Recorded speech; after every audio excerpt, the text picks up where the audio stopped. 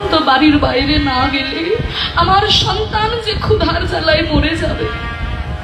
তখন পদ্মাবতী মা আমার ওই একজন ব্রাহ্মণ জমিদার, সেই ব্রাহ্মণ জমিদারের ঘরে গিয়ে বলল, ঠাকুর মশাই, আপনার তো অনেক ধন সম্পত্তি, আপনাদের অনেক বড় বাড়ি ঘর, আপনাদের ঘরের দাসীর দরকার নেই, আমি আপনাদের ঘরের দাসী হব, আমাকে আপনাদের ঘরের দাসী রাখবে?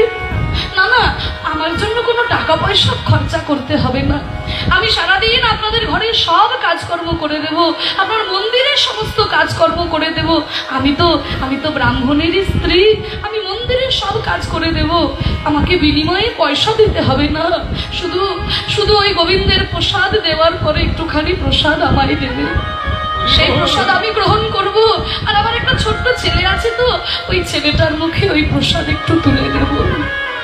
তাই ব্রাহ্মণের ঘরে দাসী বৃত্তি করতে শুরু করলো পদ্মা দেবী। ব্রাহ্মণের দ্বারে দ্বারে দাসী বৃত্তি করে, ব্রাহ্মণের দ্বারে দ্বারে দাসী বৃত্তি করে, ব্রাহ্মণের দ্বারে দ্বারে।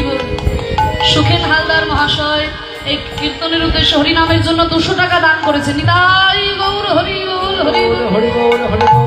সেই অন্ন দিয়ে মাধবের উদর পূর্তি করে, সেই অন্ন দিয়ে মাধবের উদর পূর্ণ করে। প্রতিদিন ওই একই কর্ম, দাসী বৃত্তি করে, সারাদিন সব কাজকর্ম করে দেয়, সারাদিন পরে যেটুকু প্রসাদ গোবিন্দের দেয় সেই প্রসাদ নিজে গ্রহণ করে, আর ঘরে গিয়ে তার ছোট্ট মাধবের বদনে তুলে দেয়। হরি বল।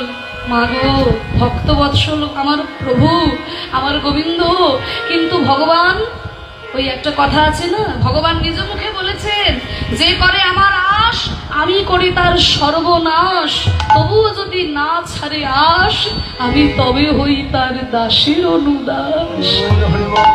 ভিক্ষা করে জীবন যাপন করে, মানে ওই দাসী বৃত্তি করে। কিন্তু একদিন কি হলো জানো মা, ওই ব্রাহ্মণ ঠাকুর মশাই বললো যে, শোনো পদ্মাবতী, আজকে তো গোবিন্দের ভোগ লাগানো হবে না, আজকে আমরা সমস্ত পরিবার বর্গ মিলে একটু বাইরে যাচ্ছি বিশেষ কাজে, আজকে তো সেবা দিতে পারবো না, আজকে গোবিন্দকে জল তুলসী দেখেই আমরা বেরিয়ে যাব, আজকে কোনো সেবা হবে না, তুমি চলে যাও পদ্মা, আজ আর তোমার মন্দিরে কোনো কাজ নাই।